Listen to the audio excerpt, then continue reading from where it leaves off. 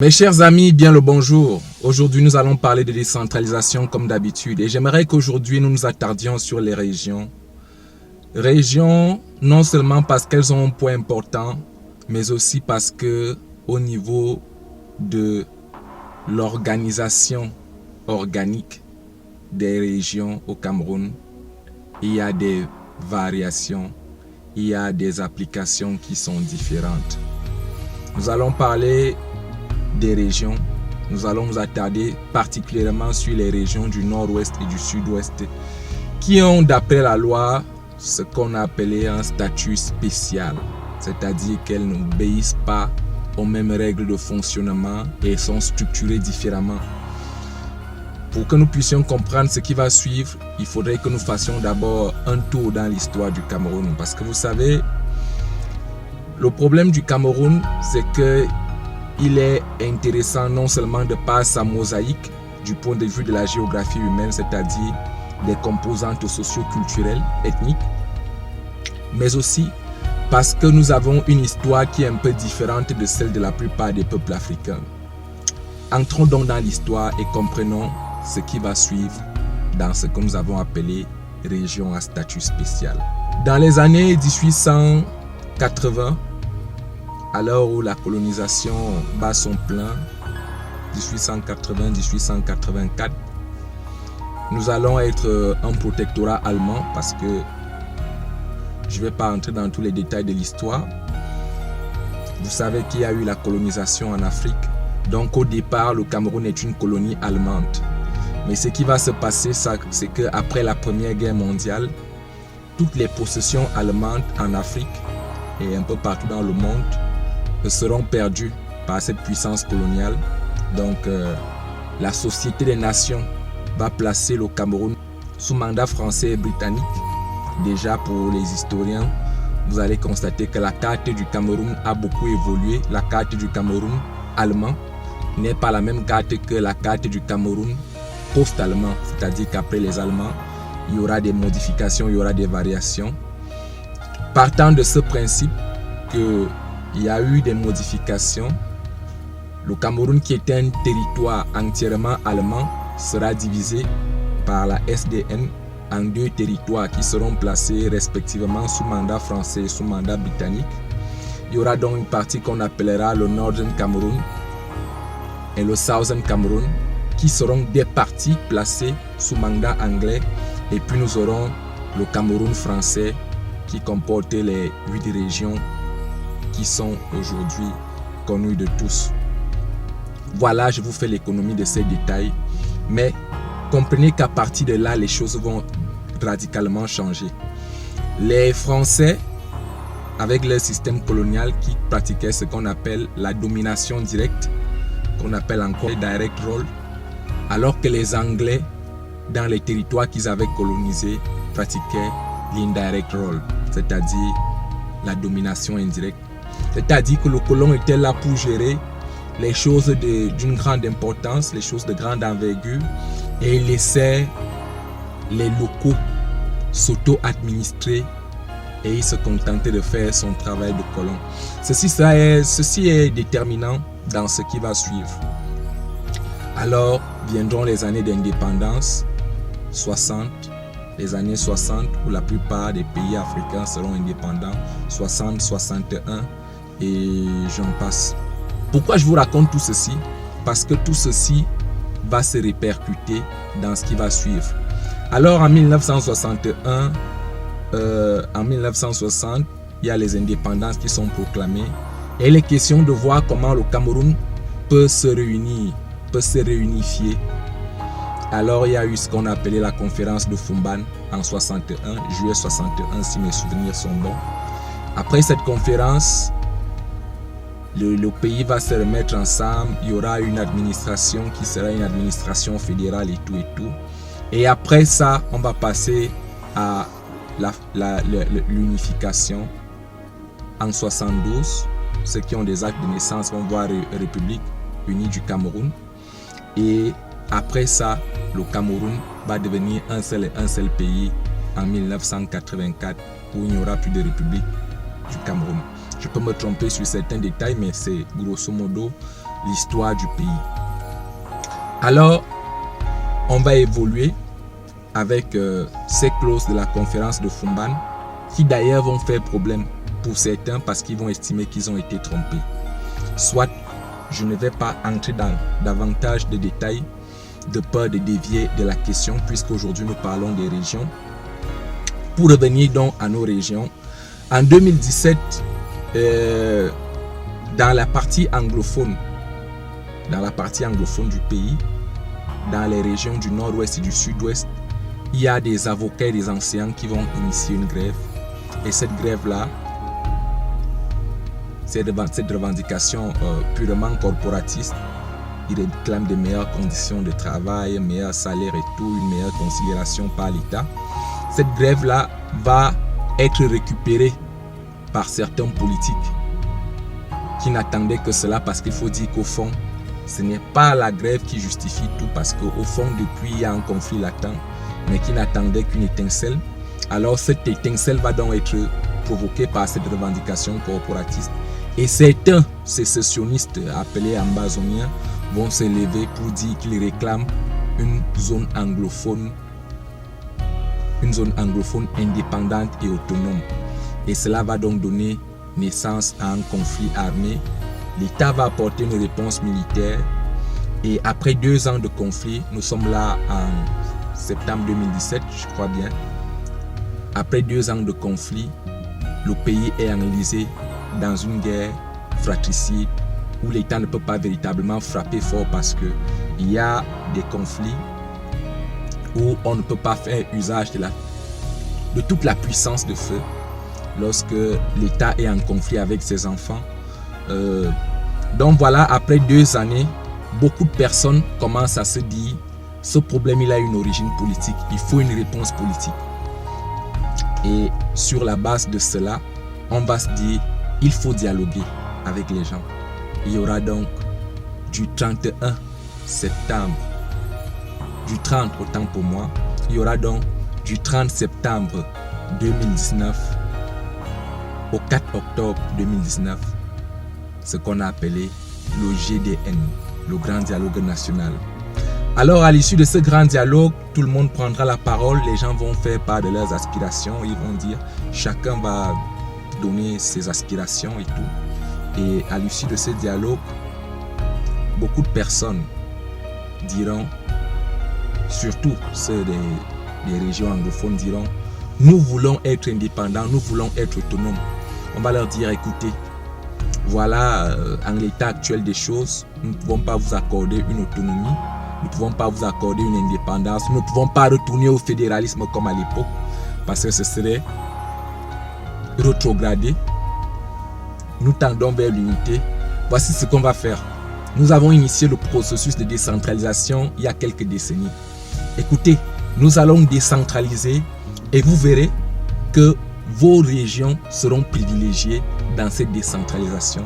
Et c'est ce qui va donc justement justifier les asymétries, les dissymétries qu'on va rencontrer au niveau des régions, au niveau de la décentralisation en ce qui concerne les régions.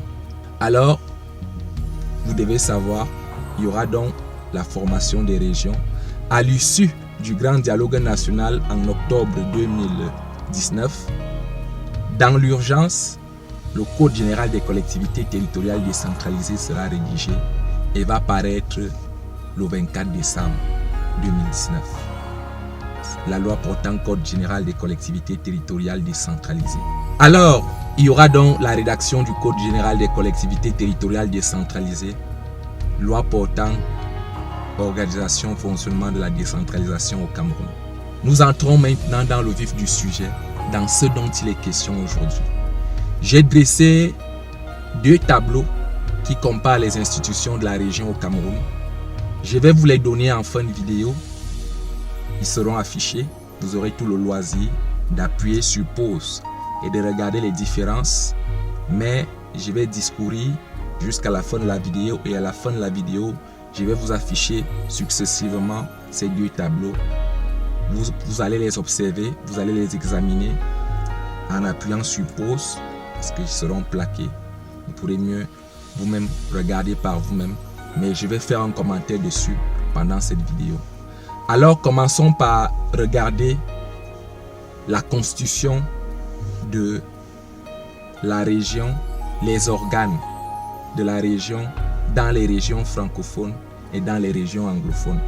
Je tiens d'abord à rappeler, à préciser que les régions dites à statut spécial sont les régions du sud-ouest et du nord-ouest, qui sont des régions majoritairement anglophones, c'est-à-dire que la langue d'expression officielle là-bas, la plus parlée, ça ne veut pas dire qu'il n'y a pas des francophones là-bas, mais la langue d'expression là-bas, la plus parlée, la plus usitée, c'est l'anglais. Donc les régions du nord-ouest et du sud-ouest sont donc dites régions à statut spécial.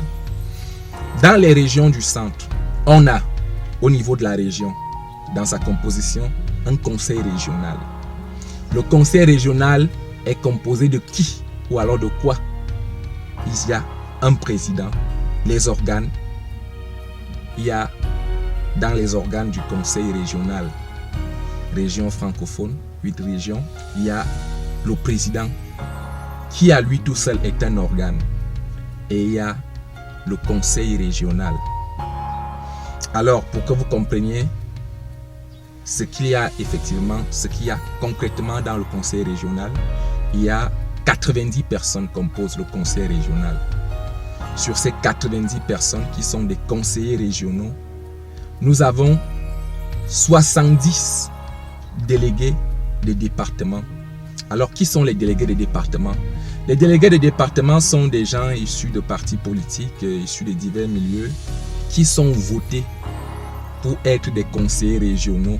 Ils sont votés par les conseillers municipaux de la collectivité. Je veux dire, les conseillers municipaux de leur département. Je dis quelque chose de bête. Si un département a 2 conseillers régionaux, si je prends le département d'Union et Sceaux ou bien le département du Fundi, et que l'un de ces 2 départements a les conseillers régionaux qui doivent en être issus, on va donc dans les collectivités, dans les communes de ces départements, prendre les conseillers municipaux et leur dire, vous devez choisir un délégué. Ils vont donc choisir ce qu'on appelle un délégué départemental. Un délégué de département qui va représenter le département au conseil régional. Ça, c'est la première catégorie de conseillers. Dans chaque région, ils sont au nombre de 70. Il y a maintenant la deuxième catégorie de conseillers. Ils sont issus du pouvoir traditionnel. C'est-à-dire, ce sont des chefs traditionnels qui vont aller au niveau du conseil régional et qui vont représenter les chefs traditionnels. Dans chaque région, ceux-là sont 20. Ils ne sont pas élus par les conseillers municipaux comme les autres, mais ils sont élus par leurs pairs. Entendez par pairs, P-A-I-R, c'est-à-dire par leurs semblables, par d'autres chefs comme eux, c'est-à-dire des chefs choisissent parmi eux des gens qui vont aller les représenter. Voilà donc ce qu'il y a dans le conseil régional et c'est valable autant pour les régions francophones que pour les régions anglophones qui sont encore régions dites régions à caractère spécial. Ils vont donc aller au conseil régional, mais ça commence à être intéressant dans la manière dont le conseil régional lui-même est constitué. Alors, qu'est-ce qui va se passer? Ce qui va se passer, c'est donc qu'au niveau des régions francophones, le président est un organe du conseil régional, lui tout seul, et le conseil régional composé du reste des conseillers sont aussi un organe. C'est l'organe délibérant, c'est l'organe qui prend des décisions après délibération, après vote dans le conseil. Vous avez donc seulement 2 organes dans le conseil régional des régions francophones. Maintenant, si nous allons dans les régions dites à statut spécial, les 2 régions du Nozo, vous verrez que là-bas, le conseil régional, premièrement, il va changer de nom. Il ne sera plus simplement un conseil régional, mais il sera un conseil exécutif régional. Je vais vous donner le tableau tout à l'heure. J'ai dressé un tableau comparatif. Il y aura un conseil exécutif régional. Au lieu de 2 organes simplement comme il y en a dans les régions francophones, on aura plusieurs organes. Et vous verrez que du point de vue démocratique, c'est beau et c'est assez bien structuré. Nous aurons le président du conseil exécutif régional, puisque je vous ai dit que ça change de nom dans les régions anglophones. Ce n'est plus simplement le conseil régional, mais c'est le conseil exécutif régional. On aura donc le président du conseil exécutif régional, le vice-président du conseil exécutif régional, un commissaire chargé du développement des affaires économiques, un commissaire chargé du développement social et sanitaire, un commissaire chargé du développement éducatif, sportif et culturel, 2 secrétaires, un questeur. Et à ces différentes personnalités va s'ajouter un autre personnage qui n'est pas vraiment un fonctionnaire de la région, mais qui est un fonctionnaire rattaché à toutes les institutions décentralisées, à toutes les collectivités décentralisées de la région. Région, cette fois-là, non pas en qualité de collectivité, mais région en qualité ou alors région en tant que circonscription administrative déconcentrée. Je vous explique, je reviendrai dessus. On l'appelle le PIC, c'est l'abréviation Public Independent Conciliator. Ce personnage qu'on appelle PIC, qui est une sorte de négociateur, une sorte de médiateur entre les populations, les usagers et les personnes, a la capacité d'agir sur toutes les collectivités qui sont dans la région, région comme province. Région non plus comme institution décentralisée, mais région comme province. Nous reviendrons là-dessus. Poursuivons sur la constitution des régions à statut spécial. Observons, commençons par observer à ce niveau que là, précisément, très précisément, la simplicité des institutions du conseil régional au niveau des régions francophones commence à faire place à une complexité qui semble nous installer en réalité dans une démocratie locale véritable et efficiente. Je vous ai dit qu'on ne parle plus de conseil régional dans les régions à statut spécial, mais on parle plutôt de conseil exécutif régional. Vous verrez que ça change là. D'abord le nom change, ensuite la texture change. Vous verrez que dans les régions francophones, on a un conseil régional qui a tous les conseillers régionaux, que ce soit les délégués de département, que ce soit les représentants du pouvoir traditionnel. Ils sont tous embarqués dans ce fourre-tout qu'on appelle conseil régional. Et pourtant, dans les régions à caractère spécial, il y a 2 chambres. On ne parle donc plus de conseil régional au sens propre du terme, mais on parle plutôt d'assemblée régionale. Une assemblée régionale qui est bicamérale, c'est-à-dire qu'il y a 2 chambres. Nous avons d'un côté la House of Divisional Representatives, c'est-à-dire la chambre des délégués de département, qui est une chambre de l'assemblée régionale, et on a l'autre chambre qui est la House of Chiefs, c'est-à-dire la chambre des chefs, la chambre des représentants des chefs, qui sont 2 organes, la région. Et vous voyez donc au niveau du jeu démocratique, il y a un certain équilibre qui commence à s'établir, parce que vous verrez dans la loi, je pourrais mettre les articles dans la description, que les décisions qui sont prises par la chambre des délégués des départements, les décisions qui sont prises dans la House of Divisional Representatives doivent passer par la House of Chiefs pour être examinées et possiblement modifiées, amendées avant de retourner. Ces amendements, ces modifications sont motivées bien évidemment. Donc vous voyez qu'au niveau du jeu démocratique, il y a un peu plus de sérieux qui est donné, il y a un peu plus d'efficience au niveau du jeu démocratique. Parce que vous savez que la plupart du temps, ceux qui sont les représentants, ce qu'on appelle les délégués de département, la plupart du temps, ils viennent des partis politiques. Et ces partis politiques-là, généralement, sont aux affaires. Donc, il n'y a pas souvent une très grande différence entre la pensée des partis politiques et la pensée du gouvernement, de l'État central. Alors que souvent, le commandement traditionnel a une pensée différente. Donc là, ça commence à être très intéressant du point de vue démocratique. Et vous allez encore voir là, d'après la loi, d'après le droit, le conseil exécutif régional a un mot à dire sur les politiques de l'État dans les régions concernées. Donc vous voyez, différence de structure, différence d'idéologie, différence de pensée, différence de manière de faire. Et vous allez donc voir que au niveau du jeu démocratique, ça commence à être intéressant.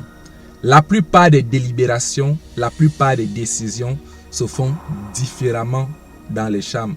Les chambres siègent simultanément, parfois pour discuter des mêmes questions. Et vous verrez que l'avis qu'elles vont donner est différent. Donc il y a une véritable contradiction. Il y a une culture démocratique qui est installée là. Il y a une culture démocratique véritable et profonde qui est instaurée parce que les décisions qui peuvent venir des deux chambres peuvent être différentes et peuvent donc faire l'objet d'un débat, d'une discussion véritable. Vous verrez aussi qu'au niveau des attributions qu'on donne à chacune de ces chambres, il y a véritablement un effort de démocratie, il y a véritablement un idéal de démocratie qui est là. Le président du conseil exécutif régional est issu de la catégorie des représentants des délégués et le président de la House of Chiefs est issu de la catégorie des représentants du commandement traditionnel.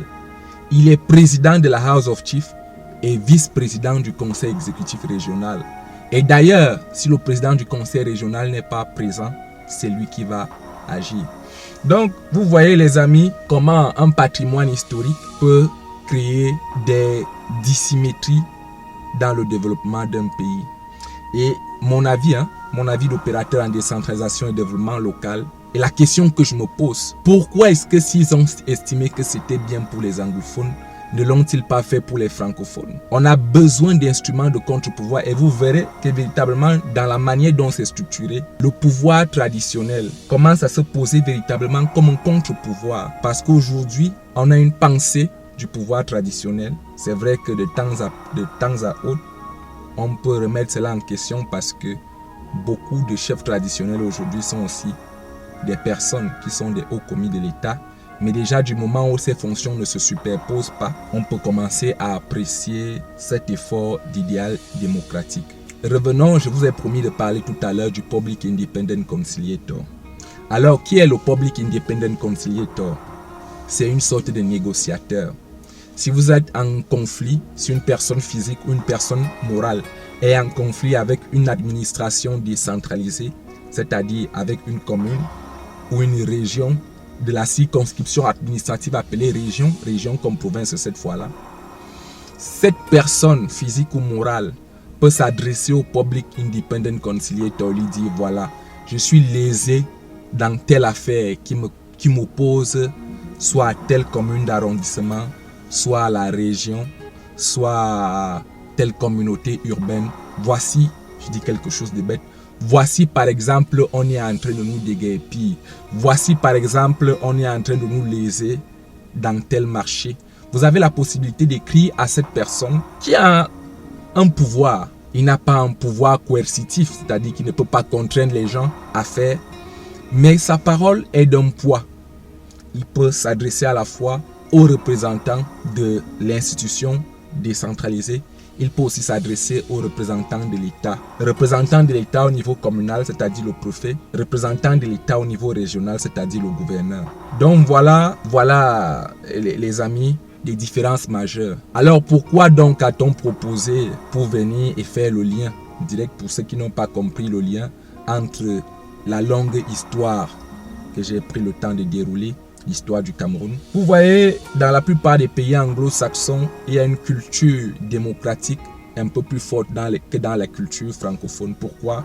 Parce que ces gens-là, même du temps de la colonisation, se dirigeaient eux-mêmes, ils s'administraient eux-mêmes et le colon était là juste pour jouer son rôle de colon, assurer ses intérêts, protéger ses intérêts.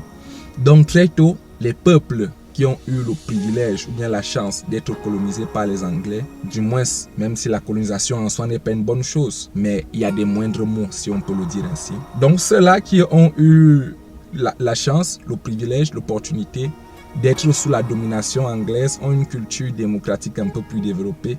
Et c'est pour cela qu'on leur a donné cela. C'est pour cela qu'on leur a donné cela, préférant maintenir les autres dans un système qui, je ne sais pas, mais bon, à mon avis, les choses sont ainsi. On ne peut pas y faire grand-chose. Donc voilà les amis, comment le patrimoine historique peut déterminer les choix qui sont faits. Et de toutes les façons, on n'avait pas tellement le choix. Je ne suis pas en train de dire que ça a mis fin à toutes les velléités sécessionnistes du pays, mais je suis en train de dire que c'est un bon pas pour la démocratie camerounaise. Du moins de ce côté-là, mon souhait, mon modeste souhait de citoyen, c'est que ce système qui semble fort intéressant du point de vue du jeu démocratique, qu'on l'étende, même sur les régions francophones, et qu'il soit le nouveau système. Donc voilà les amis, c'est tout. Je vous laisse et je vous dis à très bientôt pour une autre vidéo. Si vous avez des questions, n'hésitez pas à les laisser en commentaire. Je me ferai un plaisir de répondre.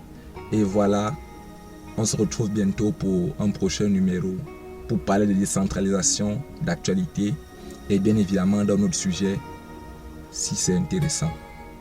Je vous laisse. N'hésitez pas à laisser un commentaire, n'hésitez pas à laisser un like, abonnez-vous. Ciao.